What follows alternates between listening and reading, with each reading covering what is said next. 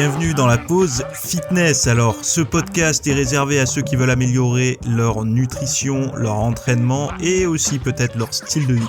Donc pour tous ceux qui me suivent depuis quelques temps déjà, vous pouvez me laisser une petite évaluation sur la plateforme de podcast de votre choix. C'est ce qui m'aide le plus. Allez, on démarre l'épisode.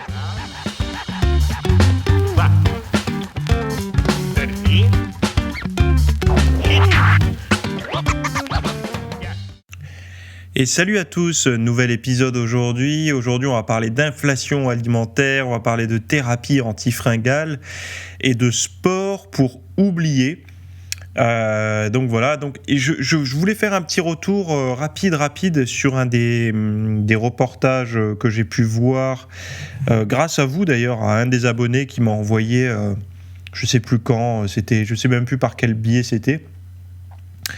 Je crois que c'était E, oui même c'est sûr, c'est E égale M6 sur les différents régimes pour maigrir, etc.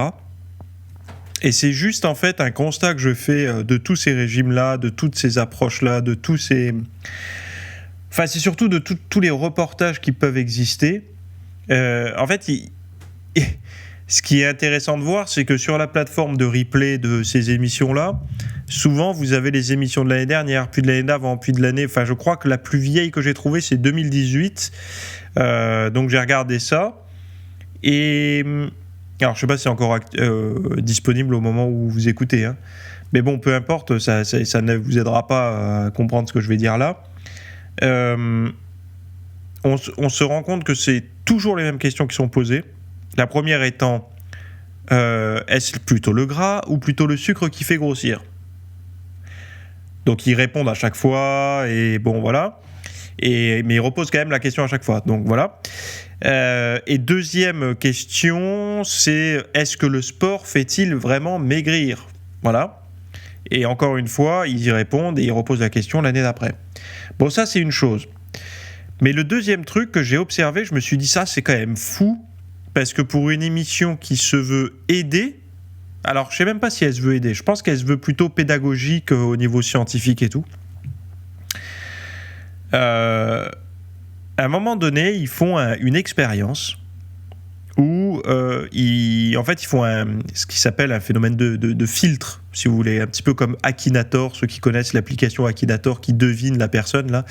Au fur et à mesure, on pose des questions et en fonction des questions, il y a des choix qui sont éliminés, il en reste plus que quelques-uns à la fin. Là, ils font un peu la même chose. Ils ont tout un panel de personnes qui ont fait des régimes en phase 2. Je ne sais plus combien ils sont, mais il y a un bon paquet de gens. Ils ont un panneau d'un côté qui est rouge et de l'autre côté qui est vert, et ils leur posent des questions, si c'est oui ou non, ou si c'est, enfin peu importe, si vous avez avez-vous perdu du poids lors de votre régime. Donc si c'est oui, montrez le vert, si c'est non, montrez le rouge. Donc globalement tout le monde montre le vert.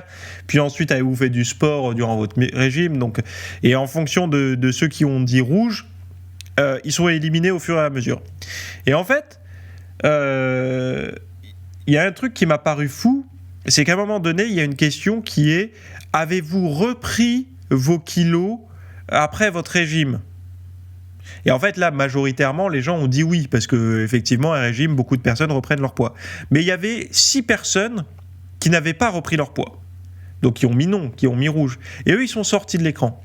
Moi, je me suis dit, bon, si je me veux un truc un peu pédagogique, je vais prendre ces 6 personnes-là, je vais les mettre devant la caméra, et je vais leur dire, écoutez, vous êtes sur le... Je sais pas, il y avait peut-être 30 personnes, vous êtes que 6. Vous êtes les 6 qui n'avaient jamais repris le poids après votre régime. C'est quoi le secret, quoi ? On va essayer de trouver le dénominateur commun entre vous 6 pour voir ce qui fait que vous n'avez pas repris le poids. Non, on les a jamais entendues, ces personnes. C'est-à-dire qu'elles sont sorties de l'écran. On a préféré conserver les gens qui vont dire, oui, j'ai testé ce régime, mais j'ai tout repris.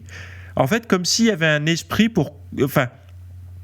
Comme si montrer ce qui arrivait, ça énervait, et montrer ce qui échouait, ça rassurait. Et je me dis, mais on ne peut pas s'en sortir si une émission... Alors, j'en sais rien pour elle en particulier, je m'en fiche, je ne l'attaque pas elle. Au contraire, moi j'adore qu'il y ait des émissions sur la nutrition, sur les régimes et tout, puisque ça me donne de la matière après à réflexion pour prendre un peu la température du moment par rapport à ça. J'ai peur, en fait. Je me dis, factuellement, qu'est-ce qui fait qu'une émission perdure dans le temps ?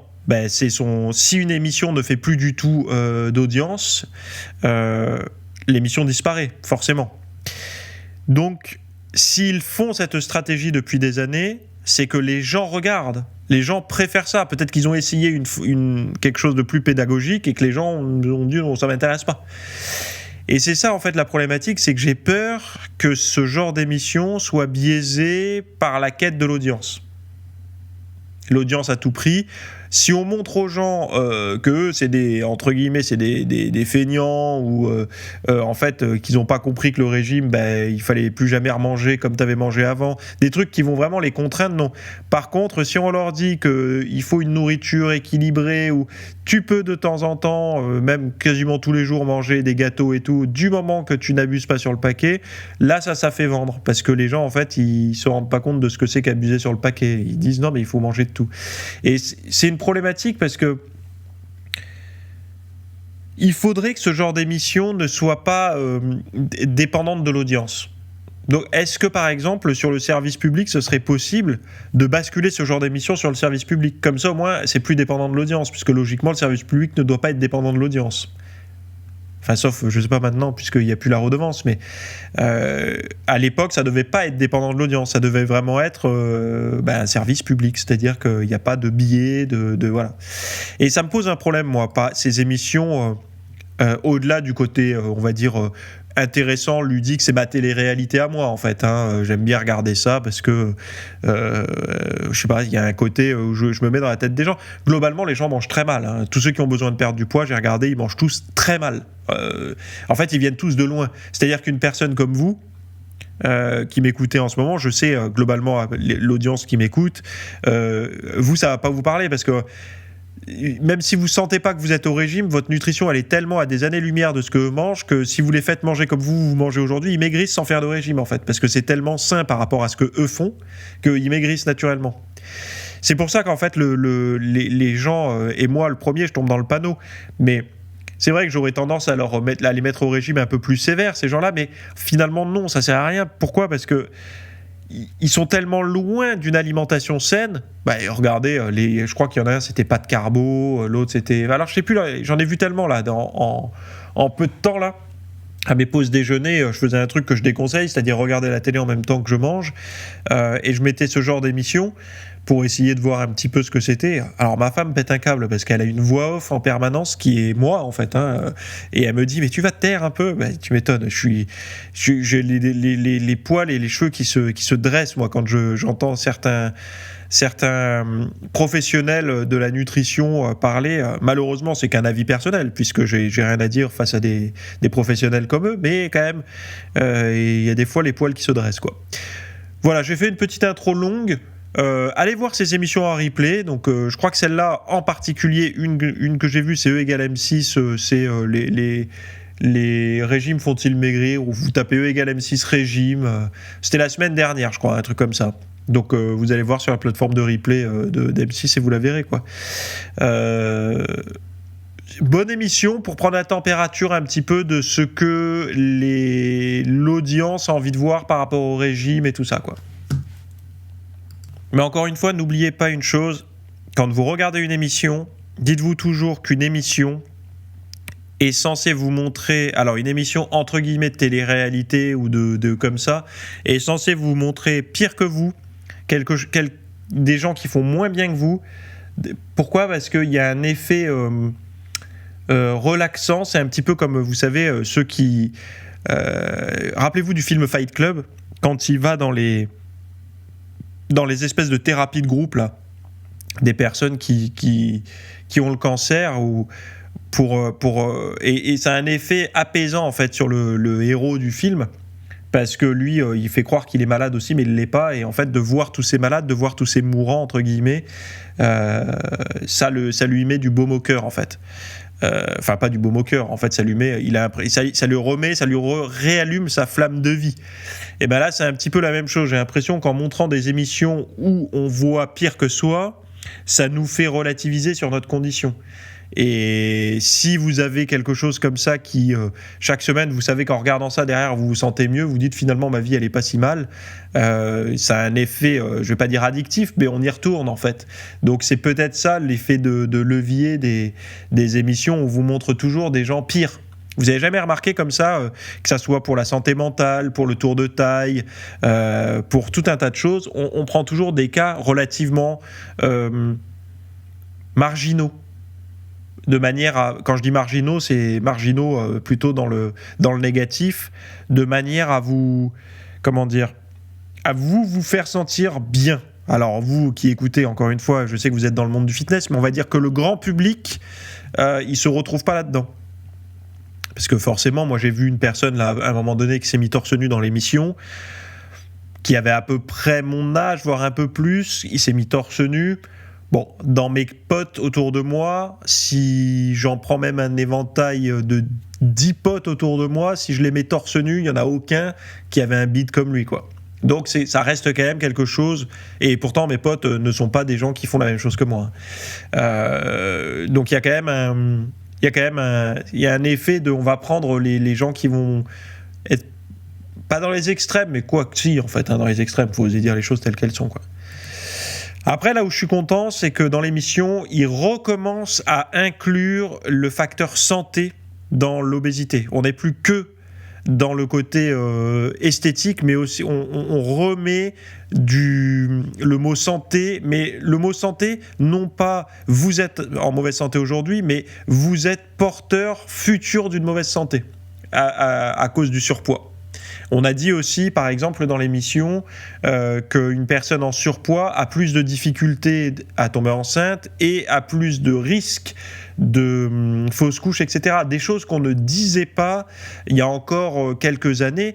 C'est pas parce qu'on les savait pas, c'est parce que c'était politiquement incorrect de dire ce genre de choses. Et moi, je trouve qu'aujourd'hui, c'est bien qu'il y ait un discours, qu'on arrive à scinder le discours, en fait, sur l'acceptation, on va dire, en droit, moral et tout ce qu'on veut, des personnes qui sont en surpoids ou obèses, mais en même temps, un côté de dire, ok, enfin, je veux dire, vous avez les mêmes droits, ça reste des personnes... On reste des personnes, parce que moi je l'ai été en surpoids et j'ai même été en obésité modérée avec un IMC au-dessus de 30 à une période de ma vie. Au niveau des droits, tout ça, pas de problème, il y a une égalité. Par contre, ces personnes ne sont pas égales au point de vue santé que leur équivalent mince. Leur équivalent, ça veut dire elle-même mince. Et ça, j'ai trouvé que c'était bien de créer cette nuance, parce que cette nuance est importante pour déjà de dire aux gens, tu sais, aujourd'hui, t'as rien, mais il ne faut pas attendre d'avoir quelque chose, parce que c'est toujours pareil. Beaucoup de personnes disent, ouais, peu importe ce qu'on mange, de toute façon, si tu dois avoir un problème de santé, tu l'auras. Bon, déjà, moi, la première chose, c'est je me dis, si tu manges mal, peut-être que ce problème de santé, effectivement, tu l'auras, mais peut-être que tu l'auras 10 ans avant. Donc, c'est quand même bien de gagner 10 ans en bonne santé. Ou peut-être 20 ans. C'est-à-dire que moi, demain, je peux avoir un diabète ou du cholestérol ou peu importe. Et les gens pourraient dire, oui, mais regarde, il mangeait bien, mais il a quand même eu ça. Et mais bon, peut-être que je l'aurais eu à 20 ans ou à 25 ans au lieu de l'avoir à 35. Et c'est ça, en fait, le biais qu'il faut comprendre. Ensuite, pourquoi je raconte tout ça ? Oui, parce que les gens ont tendance... Regardez bien. La nutrition ne devient importante que lorsqu'on a un problème de santé. C'est-à-dire que les gens font attention à leur santé, enfin à leur nutrition, que lorsqu'ils ont du diabète, ou lorsqu'ils ont de l'hypertension, ou du cholestérol. Là, ils vont se dire, oui, je ne peux plus manger ci, je ne peux plus manger ça. Oui, mais est-ce qu'il n'y aurait pas eu un effet pseudo-protecteur, en tout cas, on va dire, solidifiant, renforçant face à ces pathologies, si les habitudes alimentaires avaient été prises, les bonnes habitudes alimentaires avaient été prises avant. Et ça, j'ai un problème, c'est ce discours en tant que tout va bien, mangez mal, mangez ce que vous voulez, c'est pas grave. Le jour où vous aurez un problème de santé, par contre, il faudra manger autrement.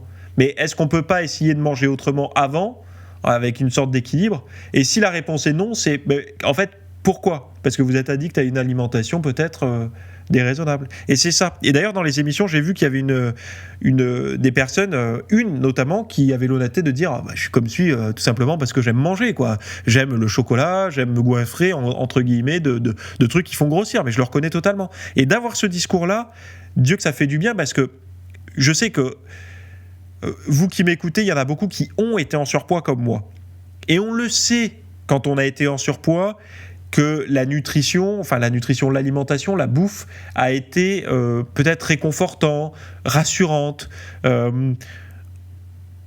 peut-être presque un effet anxiolytique à une période de notre vie. Et ça, de le reconnaître et de le dire, ça peut déculpabiliser beaucoup de personnes qui n'osent pas le dire parce qu'elles se pensent, elles, être les seules à utiliser l'alimentation comme juste un anxiolytique, compenser par exemple de la solitude ou des choses comme ça. Et c'est vrai que on le voit un petit peu plus aujourd'hui, et ça je trouve que c'est un point positif. Voilà. Parce qu'avant, rappelez-vous les reportages sur les régimes et tout, ils prenaient que les trucs sur les compléments alimentaires, les poudres de machin, mais on ne parlait pas du tout d'alimentation saine. Là, j'ai cru entendre parler de l'alimentation méditerranéenne. Je me dis, oulala, ça y est, on commence tout doucement à mettre le pied dedans. Il faut toucher du bois et se dire, allez, dans 10 ans, l'alimentation méditerranéenne sera dans la tête de tout le monde. Et il faudrait qu'elle le soit. Les gens, là, c'est les plus avertis qui le savent, mais globalement, sinon, les gens, ils savent pas. Bref, je vais pas m'éterniser là-dessus. L'inflation alimentaire, le premier article, c'est un article de Slate que j'ai pas l'habitude de lire, mais là j'ai trouvé ça intéressant. Donc c'est écrit par Laura Dazinière, édité par Natasha Zimmerman. Cela peut sembler contre-intuitif, mais une augmentation des prix des produits ne rime pas avec une diminution des apports caloriques, surtout chez les moins aisés. Alors oui, en gros, je vais pas vous faire un dessin. En fait, la problématique qui s'installe avec l'inflation, c'est que plus et vous l'avez vu, je l'ai vu, on l'a tous vu, on s'est mis à consommer des aliments de moins bonne qualité avec l'augmentation du prix de la bouffe. Moi, par exemple, j'ai acheté mes asperges dans un circuit court, parfois bio, et comme je vous disais dans le podcast précédent, j'ai vu la botte d'asperges de 500 grammes à 9,99 €. J'ai failli m'évanouir. Donc j'ai repris mes esprits, j'ai reposé la botte d'asperges, je suis parti sans, un peu frustré parce que j'avais envie d'en manger, et j'en ai pris dans un magasin du non-bio avec des pesticides à 3,99 € les 500 grammes. Ce qui reste quand même cher, hein, mais voilà, ça reste acceptable face à 10 €. Mais bon, ça reste cher quand on se dit que pour 4 €, il n'y a rien à manger. 500 grammes de personnes, c'est flingué en 2 secondes.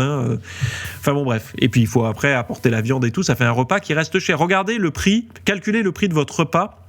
Si vous êtes 2 ou peut-être une petite famille de 3 ou 4 maximum, regardez le prix du repas par tête, par personne, si vous mangez un peu sain. Et effectivement, de plus en plus de personnes aujourd'hui se tournent vers quoi ? Vers des pâtes, de la semoule. En fait, ce qui remplit et qui n'est pas cher. Mais qu'est-ce que ça fait aussi ? C'est-à-dire que plus vous voulez faire des économies, plus vous prenez ce genre d'aliments et plus vous vous exposez au surpoids.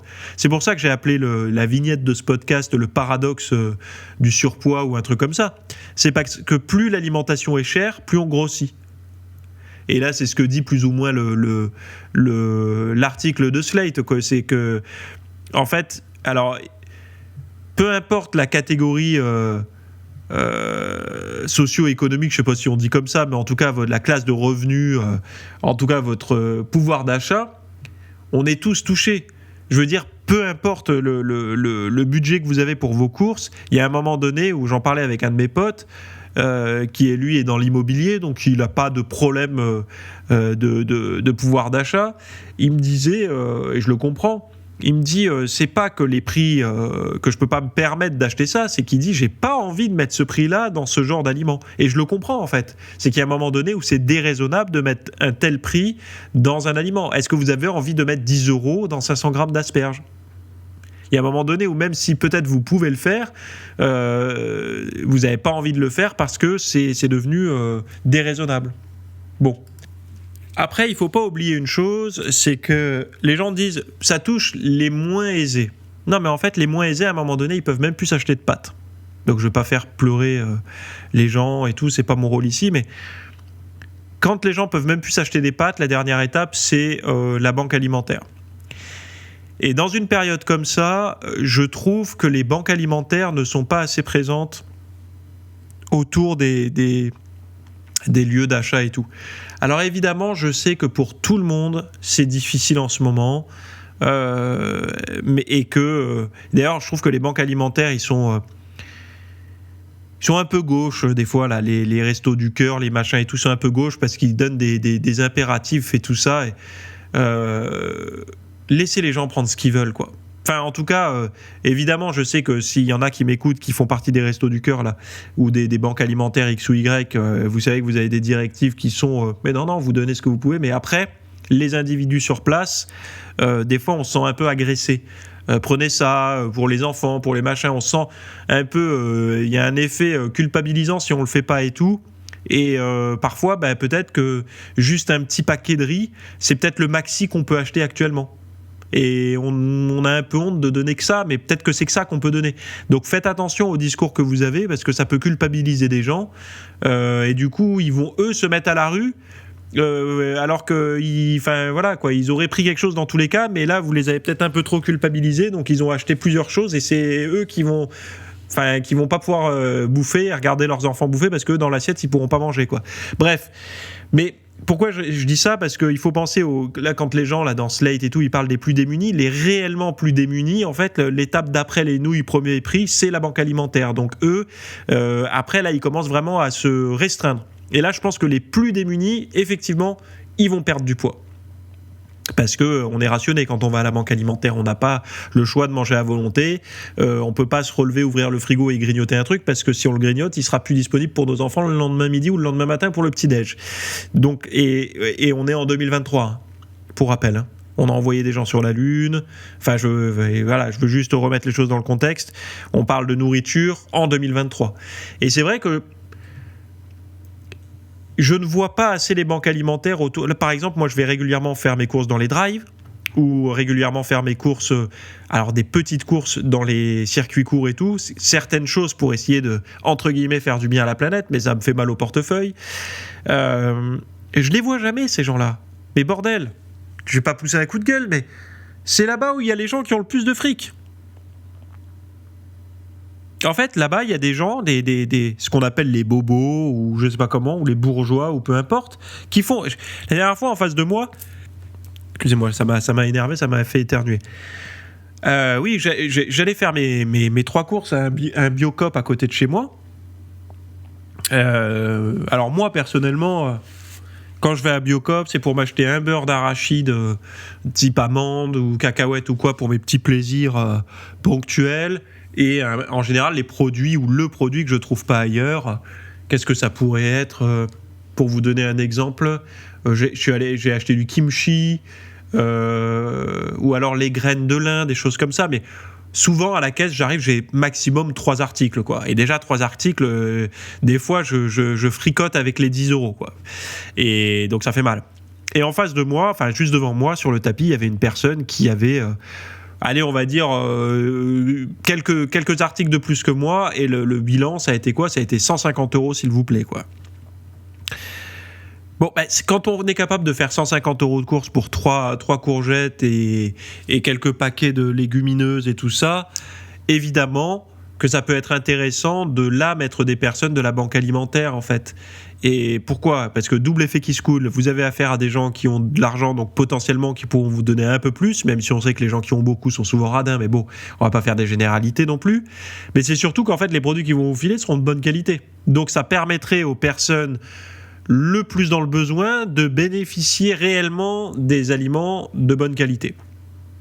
Parce qu'en fait, si vous allez mettre les banques alimentaires à côté des Lidl et tout, vous avez déjà affaire à des gens qui ont pas beaucoup d'argent. Donc il y a une forme d'illogisme, en fait. C'est pareil, aller devant les enseignes où il y a le plus de pognon, quoi. Enfin, je sais pas, ça me paraît logique. Alors moi, je regarde pas la publicité... Mais c'est pareil, la publicité, que ça soit les restos du cœur et tout, je sais pas si vous avez un petit budget marketing, ne serait-ce qu'un petit budget marketing, mais foutez de la pub sur YouTube, quoi, ou sur Instagram, ou j'en sais rien, essayez de sensibiliser, je vous vois jamais nulle part. Vous marchez que sur les... En fait, si on n'y pense pas, on vous trouve pas.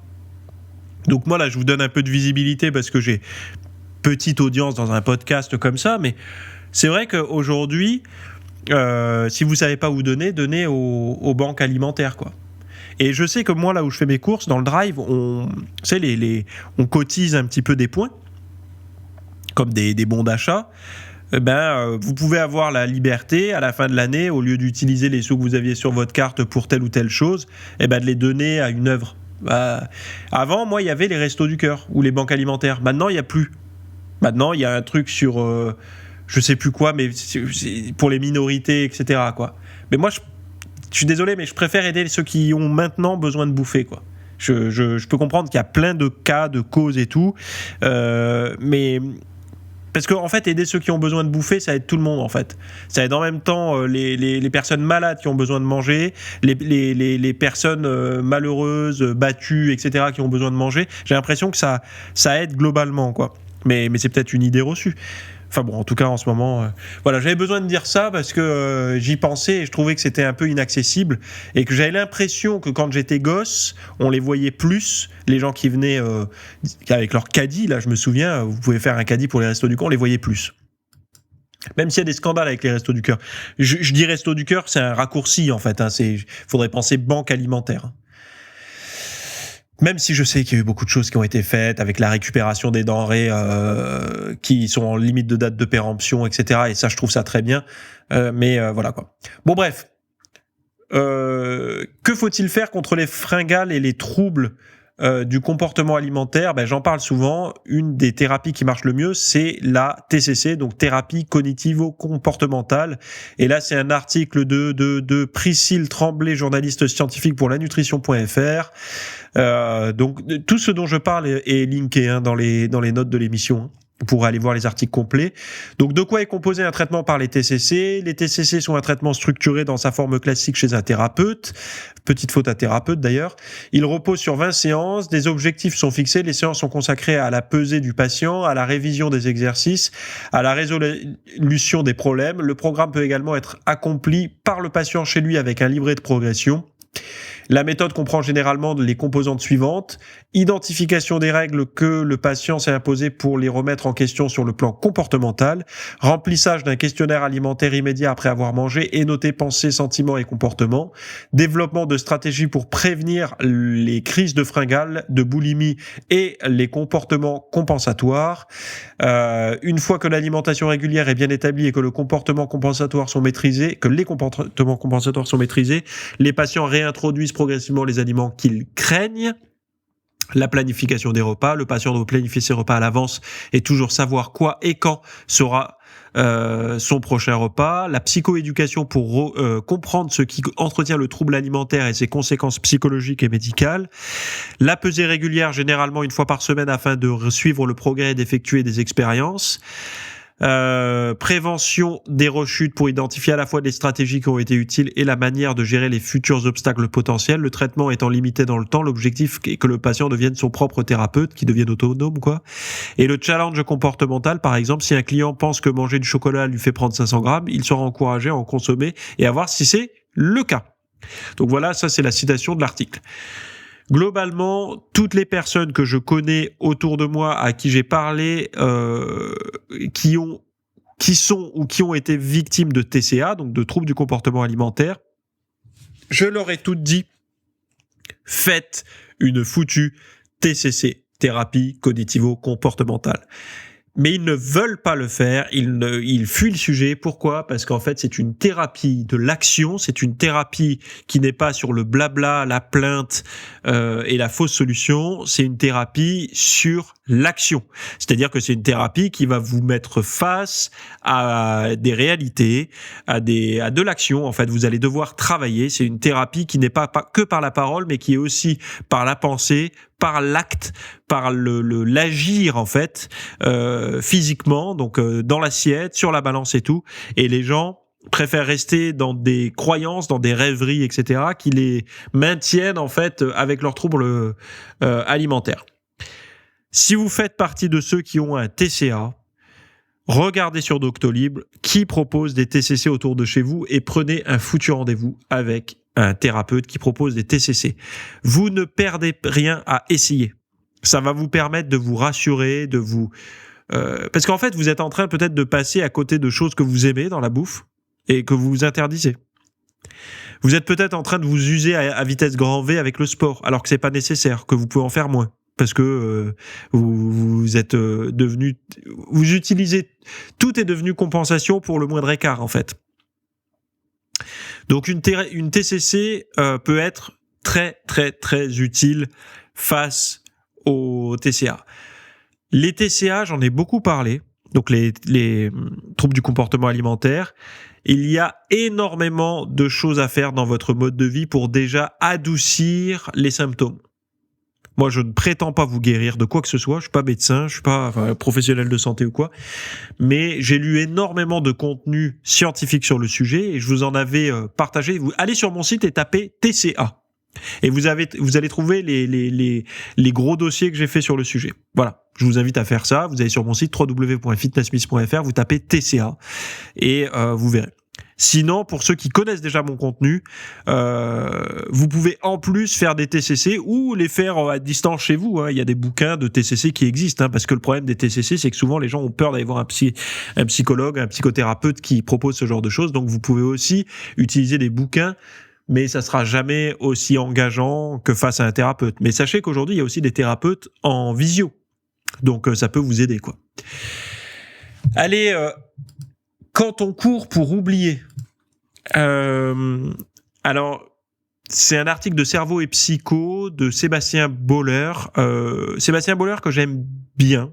J'avais un petit peu je le trouvais un peu borné avant. Et finalement, j'ai appris à comprendre que c'était simplement de la passion. Enfin, en tout cas, c'est un discours de passion et l'individu mérite d'être entendu, notamment sur le sens, sur la question du sens. Il a écrit un livre qui s'appelle, je sais plus comment, mais il y a le mot sens dedans, que j'ai lu et que j'ai beaucoup apprécié, parce que il met le doigt sur quelque chose de très important actuellement, la quête de sens, etc. Et j'ai trouvé ça très intéressant, et sous un angle évidemment des neurosciences, hein, pas sur l'angle des chamans ou des choses où on sait déjà où il y a déjà beaucoup d'ouvrages. Lui, c'est vraiment sur quelque chose qui est nouveau. Il met le doigt sur quelque chose de nouveau.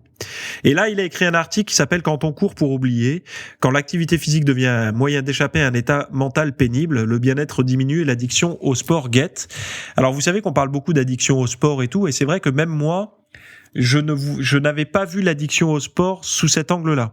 C'est-à-dire que pour moi, dans ma tête, l'addiction au sport est la suivante. On se met à un sport, ce sport nous plaît, il nous procure des bonnes sensations, on se sent bien, il nous donne des résultats esthétiques et donc du coup, on se dit qu'on ne peut plus vivre sans, sinon c'est le retour de tous nos malheurs, le surpoids, la mauvaise humeur, etc. Donc il y a une forme d'addiction au sport parce que le sport nous donne sur le moment un sentiment de bien-être et globalement aussi un sentiment de bien-être, donc on tombe dans l'addiction. Mais en fait, mon raisonnement était faux puisqu'une addiction, en règle générale, crée du bien-être pendant la prise, donc durant l'effort, mais le mal-être revient, donc le bien-être est pendant la prise et le mal-être revient entre les prises. Et donc ce qui rend addict puisqu'on revient toujours au sport. Alors que moi, ma vision était que ça rend aussi bien hors de la pratique, puisque quand on fait beaucoup de musculation, de cardio, d'une manière raisonnée, mais même beaucoup, sans s'épuiser, on va dire, le physique change, esthétiquement on se sent mieux, on se trouve entre guillemets plus joli, puisque même si c'est subjectif, il y a quand même il y a quand même cet effet dans le miroir où on s'apprécie mieux quand on est en forme qu'en méforme. Donc il y a un effet positif entre séances en fait. Après, là où il définit l'addiction, je trouvais ça intéressant, c'est que justement l'addiction, alors je vais vous lire, hein. Il y a 2 façons de courir, démontre une étude de l'université d'Oslo et de Trondheim, je sais pas comment on dit, Trondheim, en Norvège. La première est liée à un processus cognitif d'expansion de soi. On s'y réalise, on repense de façon dynamique à ce qui compte pour soi, à ses projets, ses envies. Donc ça c'est plutôt dans mon cas de figure, hein, pour le cas, là je fais une petite voilà. Et la seconde se rapporte à un processus opposé dit de suppression de soi.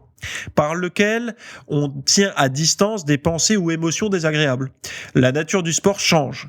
L'activité devient un moyen d'échapper à un état mental pénible. On parle d'échappisme. Alors, j'ai du mal actuellement avec tous ces mots, échappisme, complotisme, tous ces trucs-là, le isme là, actuellement, ça me met, j'ai la colonne vertébrale qui se dresse, parce que j'ai l'impression qu'on... Là, c'est pas une critique que je... Enfin, si, c'est une petite critique que je fais. En fait, j'ai l'impression que quand on met le mot isme à la fin la terminaison isme à la fin d'un mot, c'est une manière de rendre péjoratif, de rendre négatif le terme. Bref, je clôt la parenthèse et je trouve qu'on devrait arrêter et réutiliser des mots normaux. En fait, si c'est mal, on dit que c'est mal. Si c'est bien, on dit que c'est bien. Point. Donc l'activité devient un moyen d'échapper à un état mental pénible. Donc c'est voilà, que cet état soit lié à l'anticipation de problèmes. Par exemple, comment vais-je faire avec ma banque qui me demande des sous? Comment vais-je faire avec tel conflit que j'ai au travail et tout ça? Ou à la rumination d'épisodes passés particulièrement pénibles, divorce difficile, licenciement, agression physique ou verbale. C'est que l'effort physique prolongé provoque une baisse d'activité frontale du cerveau appelée hypofrontalité, qui allège le retour de ces pensées tyranniques. Mais l'étude des chercheurs norvégiens révèle que cette pratique sportive est alors associée à une baisse du bien-être, qui se répercute souvent par une augmentation des doses d'exercice physique pour oublier qu'on se sent mal. La quasi-définition d'une addiction. Donc, pour sortir de cette spirale, une solution, identifier la motivation première de l'activité physique compulsive, etc. Donc déjà, est-ce que vous vous mettez au sport parce que le sport en tant que tel vous rend bien, ou est-ce que parce que le sport en tant que tel vous empêche d'aller mal? Je pense que c'est... Par exemple, si vous êtes en train de ruminer et vous sortez... Alors moi, je suis partagé avec ça, parce que par exemple, je vois deux façons... d'aller mal. C'est-à-dire qu'il y a la façon d'aller mal où vous savez que vous pouvez agir mais vous voulez pas agir, donc du coup vous mettez les problèmes sous le tapis. Alors il y a le sport, mais il y en a ça va être le jeu vidéo, d'autres ça va être la télévision, etc. Donc ils savent qu'ils ont un problème à traiter, mais et on en a tous un. On en a tous. Hein. On agit tous. C'est pour ça que je veux déculpabiliser les gens là tout de suite. Je vais mettre tout le monde à l'aise. J'ai des problèmes comme ça. Vous avez des problèmes comme ça. Tout le monde, même le président de la République et le pape, a des problèmes comme ça. On a tous un petit domaine où on est un peu dans le déni. On veut pas trop y penser. On sait que ça existe, mais on le met de côté. Ne serait-ce que par exemple le fait qu'un jour on va tomber malade et mourir probablement. Enfin mourir sûr, mais tomber malade probablement. Mais mourir à coup sûr. Hein. Donc je vous prends des cas extrêmes, mais globalement, il y a tous des petites choses comme ça qu'on s'empêche de penser, qu'on met sous le tapis et qu'on essaye de meubler avec autre chose, quoi. Et ça peut être des petites choses du quotidien, comme voilà, oh là là, il faut que je fasse la liste, tout simplement un truc tout bête, mais il faut que je prévoie le week-end en famille qu'on a, les repas, la liste et tout, mais je mets ce problème sous le tapis, je verrai plus tard, je vais courir. Et bien, penser qu'en fait ça va aller mieux après, c'est faux. En fait, on va aller courir, ça fait du bien, c'est très bien pour la santé et tout, mais en fait, ce problème, on peut le traiter. Donc moi, je fais la différence entre un problème qu'on peut traiter, où on peut agir, et un problème sur lequel on ne peut pas agir. Et je trouve que le sport est utile sur les problèmes sur lesquels on ne peut pas agir. Par exemple, vous êtes anxieux par rapport à des résultats d'un examen que vous attendez, d'un examen de santé ou d'un examen scolaire ou d'une promotion, un entretien d'embauche pour une promotion, un entretien professionnel pour une promotion ou autre. Et là, vous n'avez plus la main dessus. C'est-à-dire que votre état de santé, c'est fini, les analyses sont faites, vous pouvez pas agir rétroactivement sur votre santé, ni sur l'écrit que vous avez rendu pour un devoir, ni sur la prestation que vous avez fournie pour votre prochain poste. Vous pouvez plus agir dessus, c'est fini. Vous êtes plus que dans l'attente du truc. Là, ça peut être intéressant de faire du sport à ce moment-là, parce que ça permet d'avoir des périodes de purge mentale, de relativiser, etc., de prendre du recul, un peu comme la méditation, etc. Mais à partir du moment où le sport vous fait procrastiner sur des choses où vous pouvez agir, là, c'est plus dérangeant, je trouve. Parce qu'en fait, c'est... non, je vais au sport, ça m'empêche de traiter tel problème. Et ça, effectivement, la tâche n'est pas, on n'a pas causé la case de c'est bon, on s'est pas fait. Par exemple, un truc tout simple, mais il faut que je fasse le ménage. Non, il faut que j'aille courir avant, et du coup, on rentre le ménage, il faut toujours le faire. Donc on a une tâche de fond en permanence. Il y a le ménage à faire. Je prends volontairement des cas dans les deux extrêmes, quoi, des problématiques aussi simples que le ménage et aussi complexes que la mort, quoi. Je le fais exprès pour montrer qu'il y a tout l'éventail de trucs entre les deux, qui sont les choses qu'on maîtrise et les choses qu'on maîtrise pas. Et c'est vrai que de voir que la meilleure façon pour sortir de cette spirale, une solution est identifier la motivation première de l'activité physique compulsive. Donc pourquoi aujourd'hui vous allez faire du sport ? Est-ce que c'est pour compenser un écart de nutrition ? Et dans ce cas-là, est-ce que c'est vraiment un écart ponctuel parce que hier vous avez trop mangé parce que c'était le week-end, un repas en famille ? Ou est-ce que c'est parce que de manière isolée et boulimique, vous avez mangé 1, 2 ou 3 tablettes de chocolat dans la nuit parce que vous savez que vous avez un problème de comportement alimentaire, mais vous le traitez pas, vous préférez le compenser par du sport. Mais votre problème existe toujours. Voilà, il y a deux. Voilà, j'essaye de nuancer, quoi. Bref, article intéressant, très court, un petit édito. Hein, c'est un article offert sur le site de Le Cerveau et Psycho. Je vous ai résumé quasiment tout, hein, donc peut-être pas besoin d'aller le lire. Mais bon, voilà, je cite quand même les sources. Sinon, moi, ce week-end, j'ai parlé de se remotiver. Donc, retrouver la motivation en musculation et combattre la fatigue, surtout. Pourquoi j'ai fait ça ? Parce que j'ai récolté des données, en fait, sur le sujet, tout simplement, au niveau scientifique et au niveau de la littérature, tout simplement. Et en fait, cette vidéo, je l'ai faite, enfin, ce court vidéo, je l'ai fait pour ces personnes qui ne sont pas dans la démotivation totale de l'entraînement. C'est-à-dire que ce sont plutôt pour des personnes qui ont l'envie de s'entraîner. Par exemple, ils ont envie de faire du sport, etc. Sauf qu'au moment de s'entraîner, ils sont submergés d'une vague de fatigue qui leur coupe les pattes, ils n'y arrivent plus. Ou même quand ils rentrent dans la séance de sport, ils n'y arrivent pas, il y a une espèce d'écrasement physique et nerveux qui s'installe, ils n'y arrivent pas.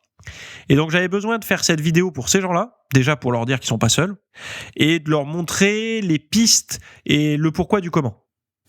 Et donc du coup, il y a alors vous verrez la liste à puces, là il y a 7 points, bon, avec une partie sur les athlètes, comment ils font pour rester motivés, une FAQ sur la motivation, de à quoi bon s'entraîner et être en forme, motivation et si c'était un problème de sommeil, la clé pour maximiser sa forme sans faire beaucoup de sport, etc., etc. Parce que oui, effectivement, on dit souvent le sport rend en forme, mais je pense que vous, comme beaucoup de personnes, on l'a dit à beaucoup de gens, ça met en forme, mais en fait, nous, on n'en sait rien puisqu'on fait tout le temps du sport. Enfin, on en fait régulièrement.